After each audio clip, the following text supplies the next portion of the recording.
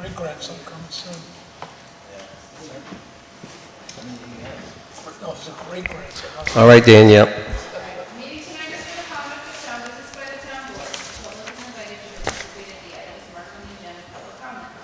During one second of the meeting, if you have a question or comment for the supervisor, please raise your hand and be acknowledged.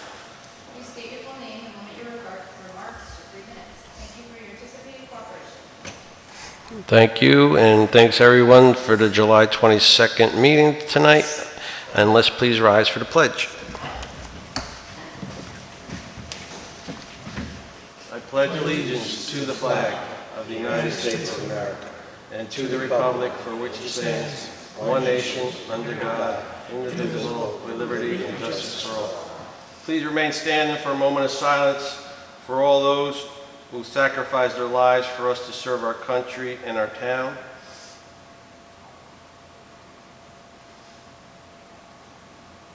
Thank you all.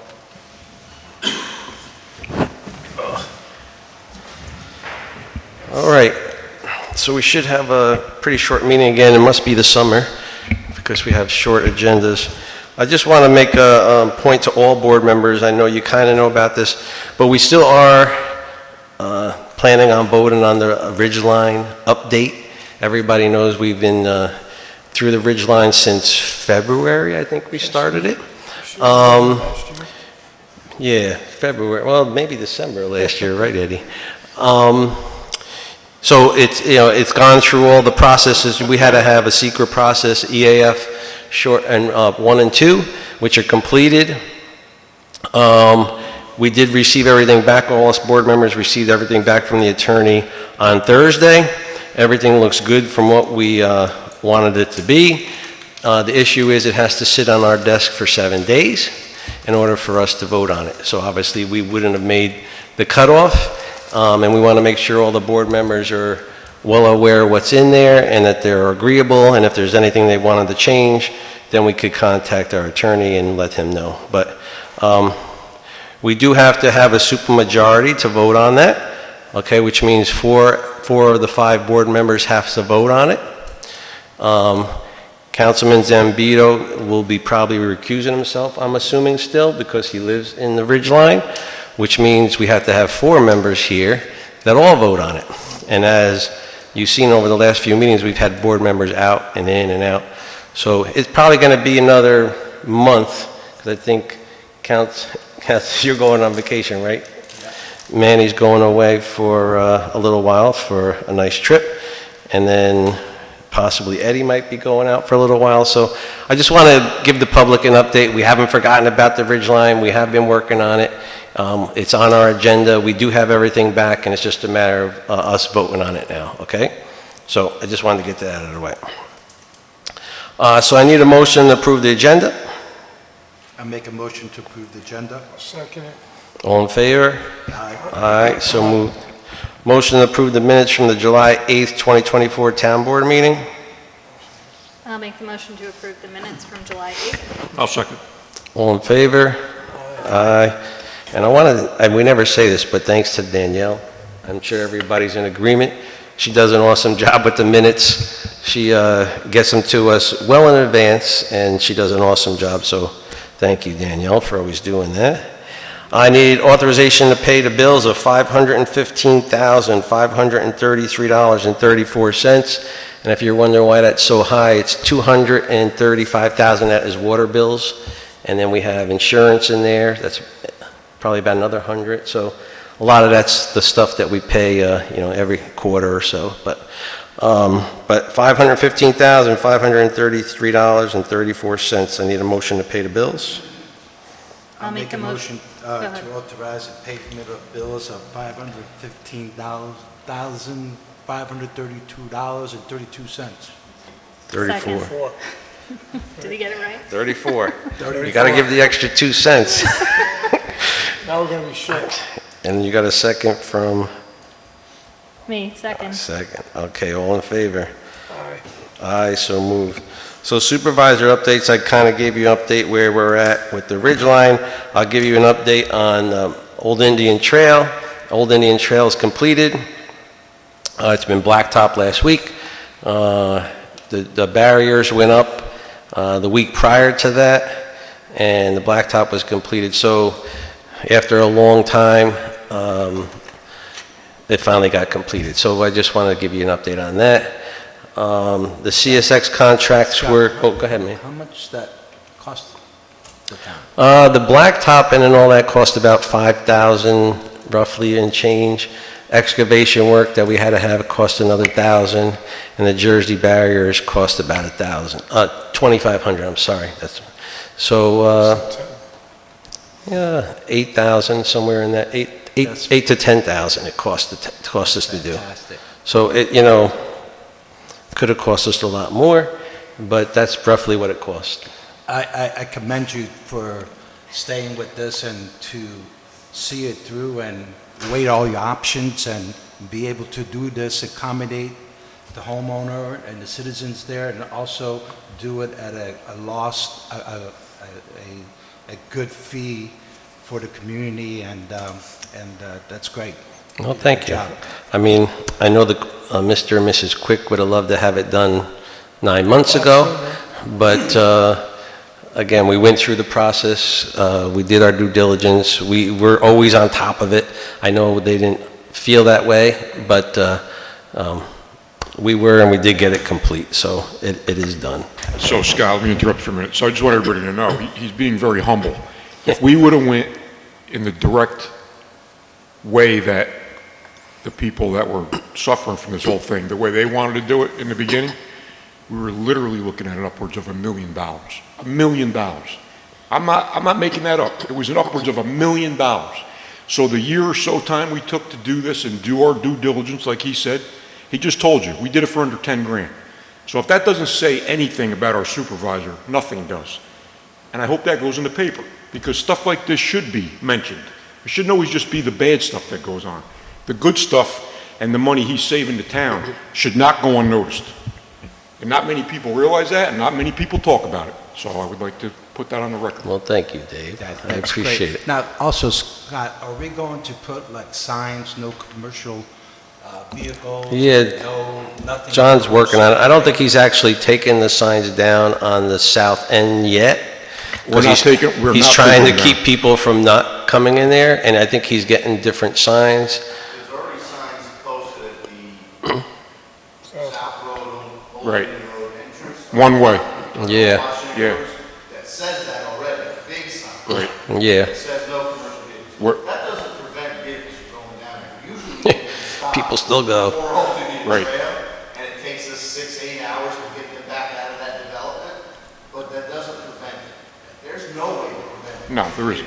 from ignoring signage and roadblocks. Right. Well, They've driven around the roadblocks now. what we also talked about, Due diligence. what we also talked about, and I don't know if it's feasible or not, or if we can, is kind of putting, you know how you like, even a Dunkin' Donuts has it. They have one of those metal bars that go above the roadway at a height that a bus or a tractor trailer couldn't go down the road. Because again, the signs could only, do so much, but you can't stop someone. But if you actually have a metal bar that goes across the whole thing and says only a vehicle of this height, normally that would reduce anybody from trying to go through there. Like obviously Right, the a weight of a heavier vehicle. vehicles. A heavy-duty vehicle that's heavy is going to usually be of a certain height. So you put those on. So that's something we're looking into if we are legally able to do that. I'm not sure if we can, because there is another landowner right now that is going to be building down there, and they probably are going to need to get tractor trailers or vehicles in there for deliveries. So, on top of that, we are still working with Central Hudson. Central Hudson has us slated for September on that road to remove the poles that we want to have removed.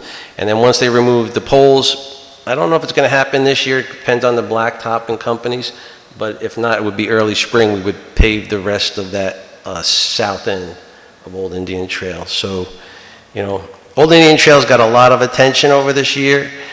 So I just want, the guys did a lot of work down there, cleaning up around Old Indian Trail, filling in a lot of potholes and clearing. And if you go up there now, they did a lot of drainage works going down the north end, so that we don't have the floods that come down the hill on the north end and go into the train station. You can see all the riprap that was put in there. If you go down there on the north end, they also pitched the road when we just paved it towards the other end to the, what would that be, your west side of the road, right, instead of the east. So when the water does come down the driveway of the Quicks, instead of going towards the hill, it'll pitch towards the other side and go down the hill into that drain and down through the riprap and out. So it leads all the way down to the stream that goes to the river. So they did a lot of work themselves in-house, and again, that goes back to doing a lot of due diligence, a lot of working with John and Gary and all the guys, and doing a lot of stuff in-house. So, you know, they saved us a lot of money, and, you know, that's what it's all about. We're trying to do what we can with what we have, and again, I think it's pretty much all done right now. So it looks good, actually. So if anybody has a chance, take a walk up there. It came out pretty good. Besides that, again, we're moving forward. Our community center is getting a lot of attention now. A lot of people are wanting to rent it. We got the air conditioning situation resolved. DJ Heating did come back, find some issues, so that's good news. Emily's been doing a good job trying to get it all rented out and opened up, and Jerry's been helping out open and closing the doors for us. We got to get that transferred over still. So, okay, good, perfect. Perfect. Operations of the access system. Yep. The alarm system was repaired with the answer system, so that's up and running, it's fully functional again, so we are rentable. Yeah. Yeah, we worked out the kinks in the last month, let's put it that way for the most part. I'm sure there's going to be more that come up. That's what happens when you have a building like this. I think the board and myself will probably going to have a discussion at budget time about looking at getting someone, you know, as far as the maintenance side of it. Do we hire a maintenance person for the town, which, believe it or not, we don't technically have? We kind of all chip in and do it ourselves, or do we just call someone as needed? So that's just a discussion we'll have. But now we do have a major building that we have to maintain and upkeep, and it's not an easy task by just asking people in our highway department, my police department chief, you know, to go down and do things. You know, we've got to have someone that really oversees the building. So besides that, you know, everything is going forward. The audit went pretty well. We'll get our results back from that. The software updates, Tina and Chris, I will tell you, have had a difficult time with the training, but they got through it, and there's a lot of software updates that they're still working out. They still need to do a lot of stuff with the water billing and the metering of the waters. That's the big part of it right now, but we'll get through it. It's like anything else. You guys gone through software updates and the training, and you get thrown everything at once. It's a little difficult, but you know, especially when you're doing something the same way for 20 years, and now all of a sudden you got to change. It's difficult. So, but they did a great job. So, and it's summertime. Everybody's taking vacation. So. That's pretty much all I have right now. And I think our road monitoring is looking good. I see someone sitting out there right now this evening, right in the middle of the road here by Milton Turnpike. So that's good. Have we seen any results from that, Jerry? We've written tickets. Yeah. I don't have numbers for you yet, but I can. Okay. All right. Donuts. Dunkin' Donuts, they're sitting there. Eddie, don't be going in there illegally. I Eddie. go up to the next place, turn around and come back. All right. I don't have any presentations tonight. Does anybody have any comments on the agenda? Okay. Reports of committee. I have the CAC report here. You going to come up there? Come on up. Come on up, sure. It's short. Yeah, it's very short. So Mickey is on vacation and asked me to read her report, or the report of the Conservation Advisory Committee. We had no meeting in July due to the members' summer schedules. We did place our tabs for kids' bottle in the police lobby, thanks to Chief Kokoza for securing the placement area. This activity serves two purposes. First, it encourages the recycling of aluminum beverage cans, which help reduce waste and recycle this needed resource. Secondly, the tabs themselves are collected by the Shriners.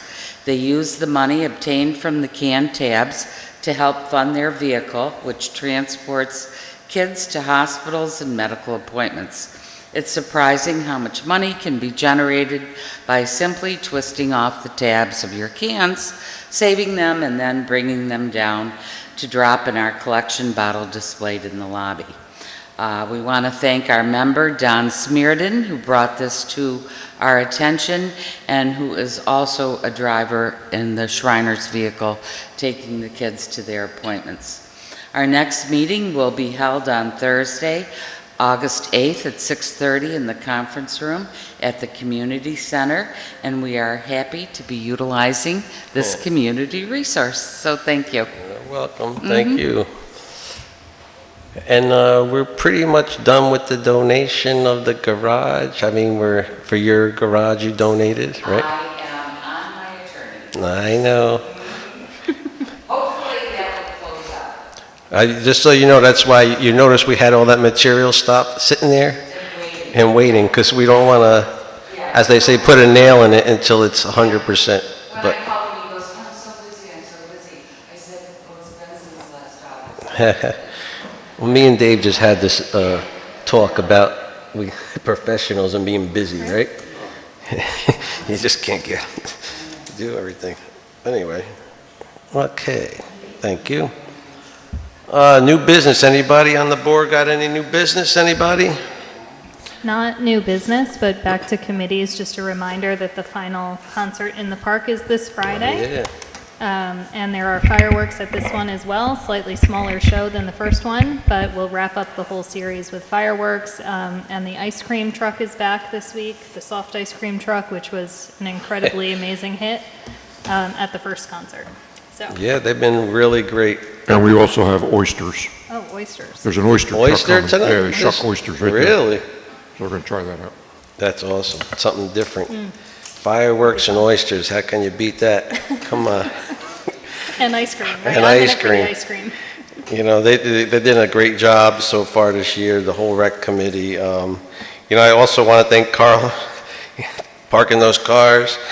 I don't know how he does it, but he does it pretty much most of the time by himself, and people are like almost wanting to run him over, and he runs after them. So I just want to thank him personally, and I know that during the concert sometimes he come over and tell Dave to go do some things, but he's really, really good. So, yep. So This week, 'cause we didn't have it. He agreed to do all four, so. Yeah. he said next week you better have him help. That's all he said. That's what he told me. I will be there Friday, and so will 7 and 9. The first Friday you had help. The first Friday you had help. Yeah. The first Friday was great. It was packed. We ran out of parking. We came as far as down to here. Yep. Yeah. So we'll just, the people as they show, and we'll keep shuttling them off. It'll be fine. Yeah, you guys did a great job. Yeah, they've been doing great. All right. New business. We got open board discussion. Anybody else have anything else to discuss? I mean, it's summertime. I know everybody's like, okay. Correspondence then. Okay. Marlborough Town Board members. So now this is coming from Vince Manisi. This kind of makes me smile and laugh at the same time because it's such a small donation. But his mother, Thelma Manisi, would like to donate clocks for the community center. And I said, Thelma, that's one thing I overlooked. I never got clocks for the community center, and she's 100% right. And so she our donation policies, you have to write a letter. So that's what this is. I'm writing this on behalf of my mother, Thelma Manisi. She has been a member of the Marlborough Mountain Seniors Club for many years and feels a sense of pride in the club. And now the new community center where the senior citizens meet every week. If no arrangements have not yet been made, my mother would like to donate a wall clock for both the rooms and the seniors hold their meetings, as well as the kitchen which they use to prepare their coffee, meals, desserts, and so on. We believe the battery-operated 12-inch wall clocks with basic design would cost between $25 and $35 for a total of $50 to $70. Please be advised that this is possible if there is any particular theme that the town board would like to use within the building for these clocks. Obviously, that would be chosen with the utmost respect of the town. Feel free to contact me with any questions and concerns. Thank you in advance for your consideration of this matter. Respectfully, Vince Manisi. So I don't think anybody's objecting to any wall clocks, but I thought that was kind of sweet and Very nice. nice by them. So I'll give Vince a call tomorrow and let him know. I mean, unless anybody objects, I don't think I even have to take a roll call on this one. Everybody's good? Good. This one is from Rosemary. I know, that's why you're here, right, Rosemary? Okay. Hi, Scott. The Friends of the Milton Landing Park, Milton Landing Committee, we'd like to plan the Landing Fest like we had it in 2019. It would be a live music, food, and fundraiser. We would like to have it in September on the 14th between 5 and 8 p.m. We are coordinating with the Milton Engine Company for the cornhole tournament that would be happening during the day. Last time this worked out very well. If the date is good, we'll let Milton Engine Co. know, and that work together to create a nice event for everyone. We'll need an alternative rain date as well. Thank you, Rosemary Wine. So I would assume September 14th. Danielle, we just got to check in the book, but I'm assuming it's free for the train station?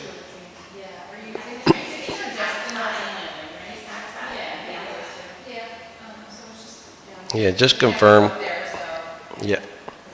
So does everybody have any thoughts about this, or anybody want to say yay or nay? Or Sounds very fun to me. Happy to help if you need any help.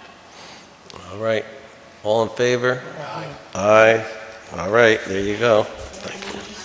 Scott, talking about the train station, did the organization dissolve? Did they fully dissolve? Well, there's the lady. The Train Station Foundation hasn't dissolved yet.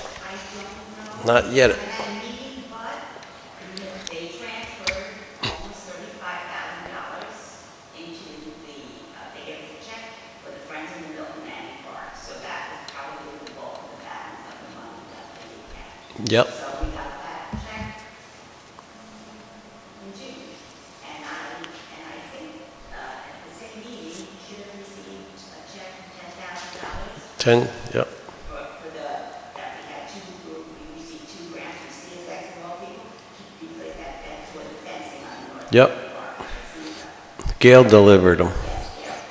$10,000 they gave the town towards the fencing down at the park, the Milton Landing Park, which they had in the grant proposal, right, originally.